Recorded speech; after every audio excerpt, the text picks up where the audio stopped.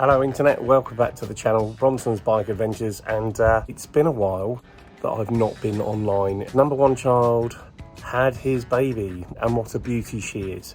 That's why I've been a bit busy. However, this whole connectivity thing whilst I'm out riding has become a bit of a thing. So, you know when you spend an inordinate amount of money on paraphernalia for your bike that you don't really need, but you need it to keep people like the long-haired general and family members happy, and that's what I've just been and done.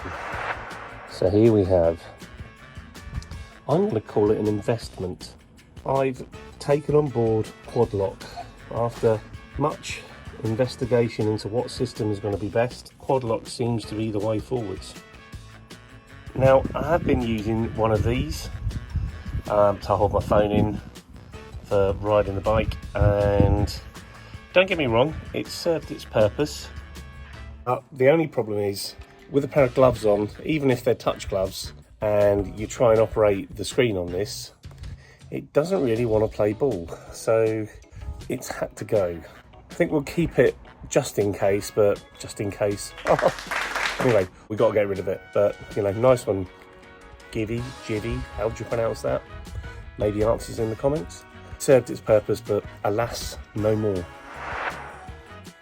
So this is the real estate where we're going to fit the QuadLock, and I'm going to mount it to this brace bar here. It's an extra bar that I put on a while ago now, because people were mounting their sat-navs to these bars here and they were snapping in and around these parts. So this is an extra brace for the Africa Twin, and what we're going to do is we're going to mount it here so that we can turn it sideways and have the camera sticking out this way, work as a forward-facing camera if we need it, but also I can turn it then back up and it becomes part of the instrument display cluster. So that's the general idea for it. So this is the bit we've got going in here. It's the scooter motorcycle mirror mount, and that's going to go on here, and we're going to utilise it with one of the other mounts that's got the arm that kicks out, and also the vibration dampener, and it also has the wireless charger. The kit we're going to be using today is just a tool roll, which is nice and beaten and battered.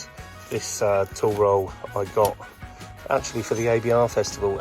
Used it in anger to help someone who had a mishap whilst on the Bridgestone trail, and unfortunately after I used it I didn't secure it properly back onto the bike. It came loose and went down through the back wheel, so it's got some war wounds. I lost some of my tools, but on the whole I was quite lucky with most of it stayed in place.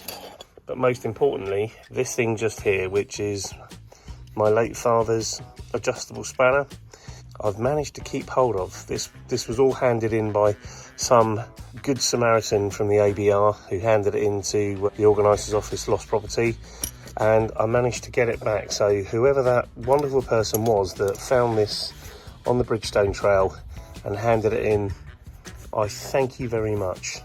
You are an extremely good egg. First up, we stick the mirror clamp on, and we'll get the rubber in place, which goes round like so, and then get the clamp on. Yeah, we'll stick that about there for the time being. We can always adjust it later if we want. Good thing about the QuadLock is it actually comes with the Allen keys that you need to fit. So we'll put that in, tighten that puppy up. I don't think that's going to go. And actually on the threads of the screws that are supplied, they have some Loctite pre-mounted. So they put a dribble of Loctite on there. So next up, got the handlebar mount, and I've got the vibration dampener. This is already pre-mounted, I've put this together already. And what we're going to do now is stick it onto the clamp that's for the mirror, which is now on the surround of the clocks. And that's what I mean about it's got the little blue nylock that's already dribbled on there in place. So what we'll do now, mount this critter in place. There we go.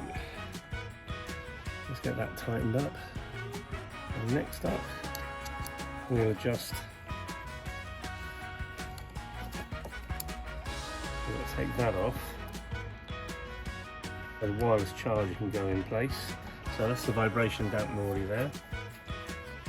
Now we can put the wireless charger on that. This is the credit. And now let's pop that in place.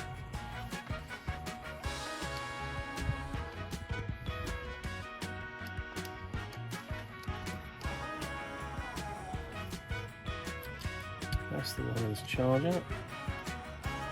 Now I've gone for the one that you hardwire in, and that will be done. Now there's the two cables for the wireless charger, pos and neg.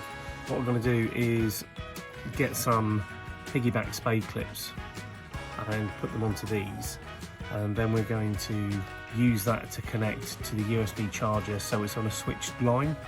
Obviously the USB charger is a 5 volt 3.1 amp switched lined feed. That means it just saves the battery when this is connected. It's on a switch line from the ignition, so it only comes live when the ignition is turned on. I've seen people hardwire these into their battery, and means the LED light on the unit is actually live all the time, so you don't want that. So, and we'll tidy all this cabling up and we'll tuck this all down, then we'll bring the cables down below and piggyback those onto the back of the unit. End up having your phone on here, nice and simple, and we can always adjust it to have it hanging out the side for a video view. So yeah, there you go.